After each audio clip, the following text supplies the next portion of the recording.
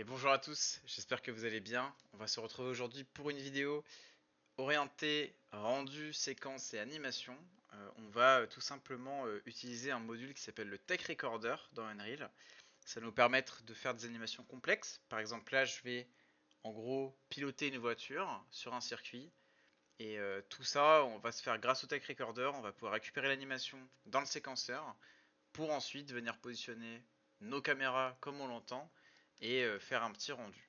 Alors, déjà la première chose, c'est qu'on va essayer de choper une voiture. Alors moi j'ai créé un projet Unreal de base en mode game et j'ai mis le preset véhicule. Alors quand vous créez votre projet, il faudra faire ainsi. Parce que à l'intérieur, on va pouvoir trouver normalement un petit... Alors il faut que je vois où est-ce qu'il est localisé dans le projet. Mais normalement voilà, on a un véhicule Advanced Pawn ici. Sachant que si je fais play aussi, hop là vous voyez je fais play, je vais avoir une voiture qui va apparaître que je vais pouvoir piloter. Alors, vous voyez que une voiture, ça reste un objet complexe hein, quand on fait le tour d'un circuit comme ça. Animé à la main, ça peut être très très très long, même avec des splines ou quoi. Donc, dans Unreal, l'avantage c'est que comme c'est un moteur de jeu, on peut incarner et on peut du coup posséder les éléments qui sont en l'occurrence à la voiture. Alors, je vais aller dans les fenêtres ici, je vais aller dans les outils d'animation cinématique ici, et je vais ouvrir le Tech Recorder. Le Tech Recorder, quand on l'ouvre, ça ressemble à ce petit panneau là ici que je vais venir ranger hop, comme ça. C'est très simple à utiliser. En fait, on va avoir une zone où on peut mettre des sources. Par exemple, moi là, je vais charger la source tout simplement player. Alors, on peut mettre Aniactor, c'est parce qu'en fait, on peut traquer n'importe quoi pendant le jeu. Moi, je vais mettre player. Et puis, ce qu'on va faire, c'est que on va lancer le jeu comme ça. Hop. On va cliquer sur le gros bouton rouge qui est ici. On va avoir un petit décompte. 3, 2, 1. Et c'est parti. Alors là, vous voyez que tout ce que je suis en train de faire à partir de maintenant va être enregistré dans le séquenceur. Je vais essayer de faire un tour de circuit propre. Je vous promets rien sur la vidéo. Je vous promets rien, mais on va essayer de faire un truc pas trop mal. Voilà. Donc je vous laisse imaginer que faire ce que je suis en train de faire là, en animation à la main, c'est relativement long. Alors que là, on va vraiment faire juste un tour de circuit, comme si on jouait. Et alors j'aurais mordu, ce sera pas un tour parfait, tant pis. Et comme si on jouait, et à la fin notre animation elle va vraiment être nickel. Quand j'ai fini, hop, je coupe. J'ai fait ça rapidement, mais je réappuie sur le carré. Et en fait, tout ce qui vient de se passer, regardez, c'est marqué Take one of slate scene. Alors le message a disparu, mais regardez, si on ferme le séquenceur, qu'on ferme le jeu, et qu'on vient ici se retrouver dans Cinematic Takes, je vais avoir un dossier avec la date du jour. Et si j'ouvre scène 1, hop, j'ai crié, je me retrouve ici avec mon petit, ma petite animation. Alors il faut réussir à la retrouver. En fait, vous voyez que là les frames elles sont numérotées un peu n'importe comment, c'est marqué 1, 6, 2, 6, 2, 9, 5. C'est parce qu'en fait c'est par rapport à la minuterie de votre ordinateur à la date du jour. Donc la frame de minuit 001 ce sera 00001 et en fait plus vous avancez dans la journée plus les frames avancent. Donc globalement là j'ai mon animation qui est isolée. Et regardez, on a ma voiture et tout ce que je viens de faire, si je fais play, on va pouvoir avoir une sorte de replay en gros de ce que j'ai fait. Dans Unreal, alors là je bouge ma caméra là. Vous imaginez bien que c'est quand même assez pratique. Ce qu'on peut faire aussi, c'est avoir... Et imaginons que là je veux deux voitures et pas une seule voiture. Je suis tout seul, je peux pas piloter deux voitures en même temps. Qu'est-ce que je vais bien pouvoir faire alors? Je vais sortir le séquenceur ici, hop. Je vais recommencer, je vais faire play. Je vais aller dans mon tech recorder, je vais lancer. Et je vais faire un deuxième tour de circuit. Hop, c'est parti. Je fais un deuxième tour. En fait, ce qu'il faut comprendre, c'est que mes deux séquences avec la voiture, je vais pouvoir les superposer et manuellement en fait les mettre ensemble hein, dans la même séquence. Parce que dans Unreal, par-dessus une séquence, on peut créer ce qu'on appelle une sous-séquence, une sub-séquence. Les sub-séquences, j'ai été un peu plus vite, je pense qu'elle... Ah, peut-être sur l'erreur de la fin. Sur l'erreur de la fin, les voitures se croiseront pas. Hop. Voilà, j'ai fini, tech recorder, on sort, pouf. Donc là, comme pour la première, j'ai ma vidéo qui est chargée. Et comme on peut pas ouvrir la voici, j'ouvre soit l'une soit l'autre, il faut juste cliquer dessus. Et je vais faire une séquence que je vais appeler master. Add level séquence, je vais l'appeler la master séquence. Souvent, c'est un peu le nom qu'on donne hein, quand vous faites du After Effects, des compositions, des trucs comme ça. Souvent, les masters, c'est C'est vraiment les compositions un peu maîtresses. Et donc quand vous êtes sur une track comme ça de séquenceur, vous pouvez faire le petit plus ici et faire un subséquence track ici. Et quand vous êtes dans le subséquence track, vous faites le petit plus et tout ce que vous avez, toutes les séquences de votre projet, la trouver ici. J'ai scène 01 avec ma première voiture et je peux faire plus track ici, subséquence track, on va se mettre à 00. Hop, subséquence 2. J'ai les deux voitures. J'ai les deux voitures. Alors vous voyez qu'elles sont un peu les unes sur les autres. Ce qu'on va faire c'est qu'on va un peu mettre en avance la première. Comme ça, quand le film commence, là elles sont encore un peu l'une dans l'autre. Hop. On va la faire commencer un peu plus loin celle-là. Je vais aussi augmenter là pour avoir un peu plus de frames. Regardez. J'ai mes deux voitures l'une derrière l'autre. Si on veut les rapprocher, bah c'est simple, hein, on ajuste juste comme ça. Voilà. Ce que je veux, c'est qu'au spawn, en fait, elles soient pas l'une dans l'autre. Là, vous voyez, je suis un poil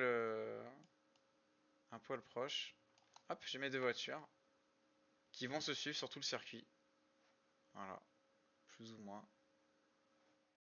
Enfin, plus ou moins, elles se suivent carrément. Il n'y a pas, y a pas de souci. Il n'y a pas de doute là-dessus. Juste le début, un petit peu, effectivement, ça sera découpé. Après, je peux aussi les rapprocher peut-être un peu. Alors là, vous voyez, un truc qui m'embête, c'est qu'il y a un snapping. Je peux enlever le snapping ici si je veux vraiment bouger plus librement mes sources. On va faire commencer la vidéo là, en fait, hein. Ce qu'on va faire, c'est que les deux séquences ici, on va les tirer un peu en arrière. Comme ça, on commence un mouvement. Hop là. Et les voitures vont être proches l'une de l'autre. Alors ensuite, le souci qu'on va avoir, c'est que dans Unreal, vous avez quand même un système un peu de caméra mastering. C'est-à-dire que là, on voit que sur la voiture, il y a plusieurs caméras. C'est la même chose pour celle-là, elle a plusieurs caméras. Donc si on essaie de faire un rendu, bah en fait, Unreal va pas savoir ce qu'il doit filmer exactement. Et il y a un autre élément aussi qui va un peu nous embêter, c'est que ça, ce sont deux skeletal mesh qui sont donc animés avec des physical body et tout. La voiture, c'est un objet qui est relativement complexe. Et si vous essayez de la render, il y a une chance que elle prenne pas en compte le pilotage et qu'elle aille tout droit. Parce qu'en fait, vous voyez, quand je clique par exemple sur la voiture ici, j'ai je vais taper physique. Alors il faut vraiment trouver la voiture. Je pense que pour ça, on va rentrer dans le mesh véhicule. Et vous voyez qu'ici, il y a un petit Simulate Physics. Ça, c'est un truc qui est vraiment important de décocher. Parce que si vous faites un rendu, je vais vous montrer en direct. Comme ça, vous voyez de quoi je parle. Si j'essaie de faire un rendu, Capture Movie, Save Selected. En gros, la voiture va aller tout droit. Regardez. Là, elles ont la physique qui est activée et elles font un petit peu n'importe quoi. Les roues tournent, mais la voiture se pilote pas. C'est pas très bien. Ça, c'est un bug. Enfin, bug. C'est quelque chose qui est connu. C'est qu'en fait, il y a une échelle de priorité. Et Unreal sait pas définir s'il doit prendre en priorité ce qu'indique le simulate physique ou s'il prend en priorité ce qu'indique ce qui se passe sur la track d'animation. Donc, juste décocher simulate physique. Je fais ça pour les deux voitures. Et là, hop, si je fais ça et que je sauvegarde, là j'ai les deux voitures en rendu. Regardez, on refait un rendu pour essayer. Voilà, les voitures tournent maintenant. Ça y est. Voilà, ça tourne, c'est nickel.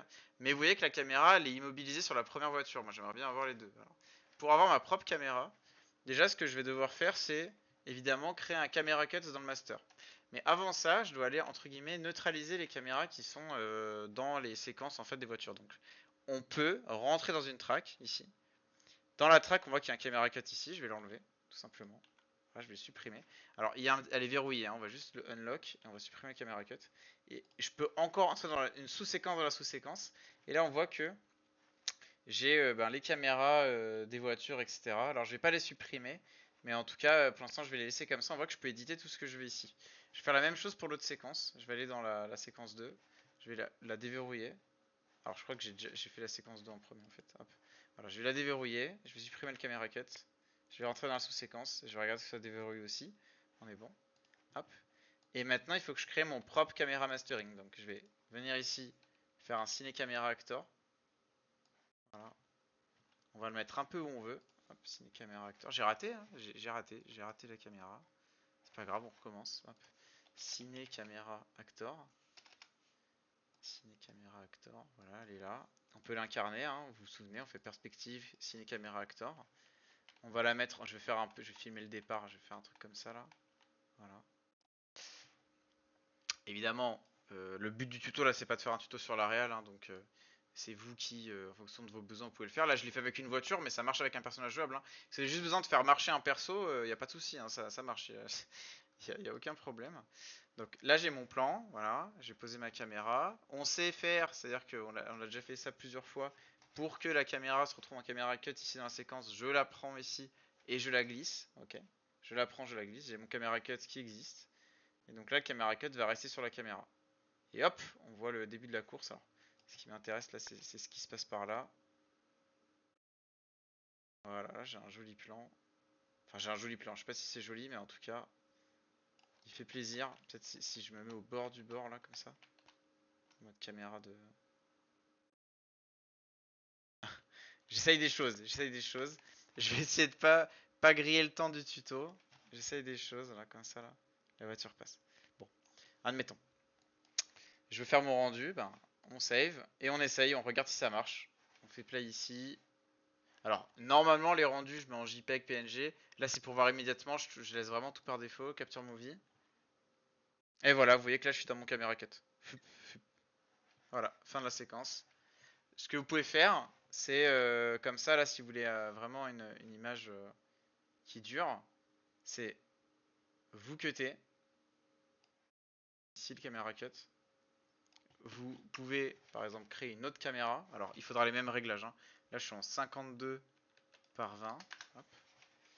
On va faire une autre caméra, Ciné Camera Actor. Ici. Hop. C'est ma deuxième. Je vais la mettre dans le deuxième virage par exemple.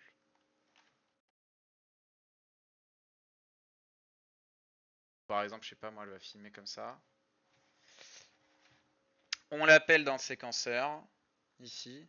Faut les placer, hein. C'est vrai que ça devient vite le bazar. Normalement, je vous cache pas que je fais ça sur plusieurs écrans. Là, j'ai tout sur le même écran pour le tuto. J'aime bien en avoir plusieurs. Là, si vous avez besoin que dans la séquence, on passe de la caméra 1 à la caméra 2, vous faites juste un petit plus sur le caméra cut et vous passez à caméra 2. Voilà. Et donc là, ce qui va se passer, c'est que on va d'abord être au début avec la caméra virage et après, on va être ici sur la deuxième cam. On va swapper sur la deuxième cam. On peut faire des animations aussi, hein. Par exemple, là, ma caméra 2, je peux parfaitement lui mettre un transform et faire en sorte qu'elle suit un petit peu. Alors là, elle s'est fait griller là, par la voiture, mais on peut faire un truc comme ça, hein. Hop, voilà. Et là, j'ai une animation. La cam, alors, elle est trop en avance. Un peu trop en avance. Toujours un peu trop en avance. Trop en retard maintenant. Ce que je vais faire, c'est que je vais j'ai oublié les paramètres. J'avais dit 52-20 ici, 52-20. Et je vais ouvrir un petit peu la focale pour qu'elle voit un peu plus, par exemple.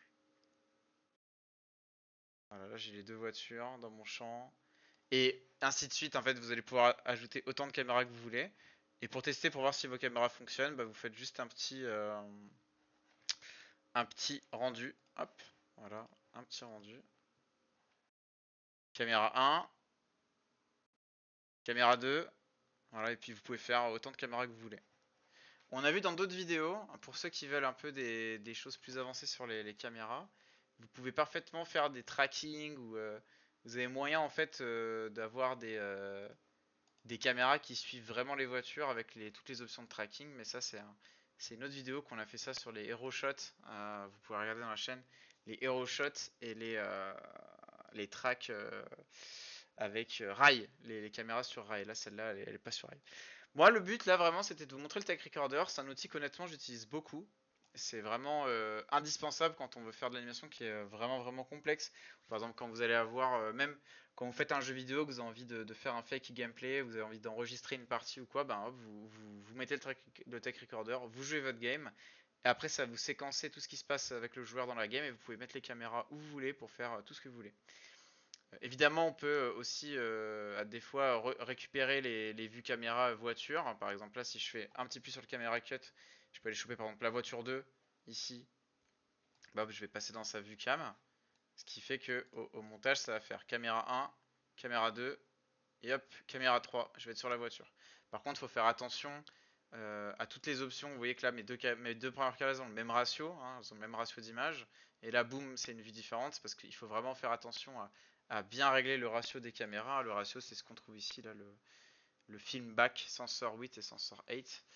Et là, pour les régler, vous allez devoir rentrer directement dans le blueprint de la voiture. Donc, prendre la voiture, faire CTRL B, hop, CTRL B, et après venir dans le blueprint éditer à la main chaque caméra. Elles sont ici, vous voyez, il y a ces réglages qui sont là. Donc on fait attention, voilà, n'hésitez pas si vous avez des questions là-dessus. Moi c'est un outil que j'utilise tout le temps. Et puis on se dit à bientôt pour d'autres vidéos. Salut, c'était Max.